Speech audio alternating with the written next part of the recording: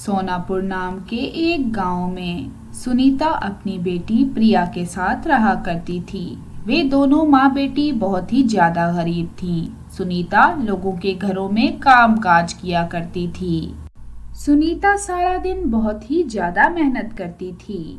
वे अपने मालकिन की हर बात मानती थी। उनके घर का काम अच्छे से करती थी।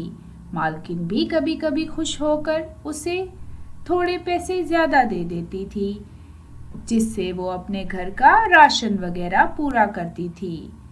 वे अपनी बच्ची को पढ़ा लिखा कर कुछ बड़ा बनाना चाहती थी, परंतु एक दिन सुनीता बहुत ही ज्यादा बीमार पड़ जाती है। प्रिया अपनी माँ को इस हालत में देखकर बहुत ही ज्यादा परेशान हो जाती है, परंतु उसके पास इतने पैसे नहीं होते कि वो अपनी माँ का इलाज करा सके। प्रिया, मेरी बच्ची, तू परेशान मत हो। मैं थोड़ी देर आराम करूंगी ना तो बिल्कुल ठीक हो जाऊंगी। तू ऐसा कर कि मालकिन को जाकर बता दे कि आज मैं काम पर नहीं आ सकती। फिर प्रिया अपनी मालकिन के घर आ जाती है और उनसे ऐसा कहती है। अरे मालकिन, आज माँ की तबीयत बहुत ही ज्यादा खराब थी, इसी कारण वो काम पर नहीं आ सकी। उन्हें बहुत ही तेज बुखार है। आप मुझे कुछ पैसे उधार दे सकती हैं ताकि मैं माँ के लिए कुछ दवाएं ले लूं। प्रिया की बातें सुनकर उसकी मालकिन उससे ऐसा कहती है। प्रिया बेटी, मैं तुझे कुछ पैसे तो दे देती हूँ, परंतु अपनी माँ से कह देना कि अब काम पे आने की जरूरत नहीं है, क्योंकि तुम्हारे अंकल का ट्रांसफर दूसरे शहर में हो गया है और हम कल ही ये शहर छोड़कर जा रहे हैं।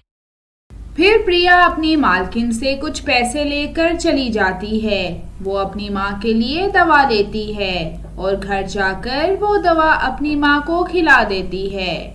कुछ देर बाद उसकी माँ की तबीयत पहले से बेहतर हो जाती है, परंतु वो अपनी माँ को नहीं बताती कि मालकिन ने उन्हें काम से निकाल दिया है, क्योंकि वे जानती थी कि उसकी माँ परेशान हो जाएगी। माँ, आप आराम कर लें, मैं जब तक अपनी किसी दोस्त से अपने स्कूल का काम पूछ कर आती हूँ। ये कहकर प्रिया अपने घर से चली जाती है। वो एक जंगल में जाकर बहुत जोर जोर से रोने लग जाती है। मैं क्या करूं? माँ को कैसे बताऊं कि मालकिन वाले यहाँ से जा चुके हैं? अब हम अपना गुजारा कैसे करेंगे? अब मैं क्या करूं? अब तो हमारे पास कुछ भी नहीं है। एक ही नौकरी थी माँ की, जिससे हम अपने घर का गुजारा करते थे, परंतु अब तो वो भी नहीं रही। वे इस तरह खुद से बातें ही कर रही थी कि उसका ध्यान सामने से गुजरने वाली एक बूढ़ी औरत पर जाता है। वे औरत सामने से गुजर रही थी। प्रिया जल्दी से उठकर उस औरत के पास जाती है। माँ जी, क्या हुआ? आप बहुत ही ज्यादा परेशान लग रही हैं।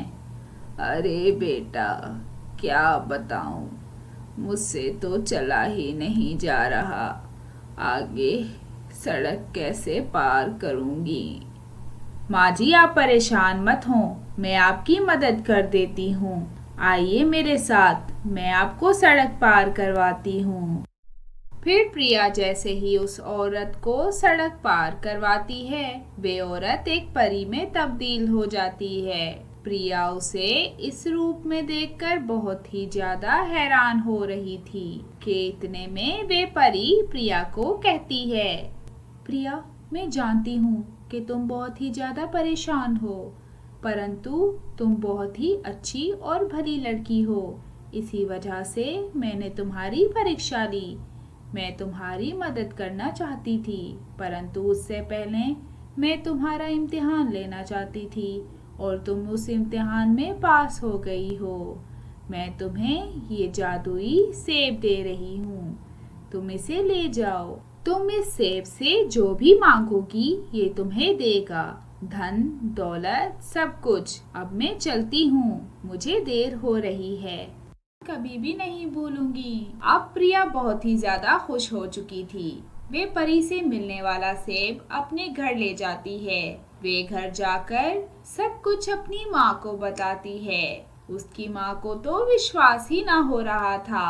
फिर वो अपनी माँ के सामने सेब से कुछ भोजन मांगती है तो तुरंत ही उनके सामने बढ़िया सा भोजन आ जाता है। फिर देखते ही देखते वे उस सेब की मदद से अपना घर नया बनवा लेते हैं और बहुत ही ज्यादा अमीर हो जाते हैं। प्रिया अपने जैसे लोगों की मदद करती है और इसी तरह बगैर लालच के लोगों के काम आती है। अब प्रिया की जिंदगी बहुत ही अच्छी हो चुकी थी।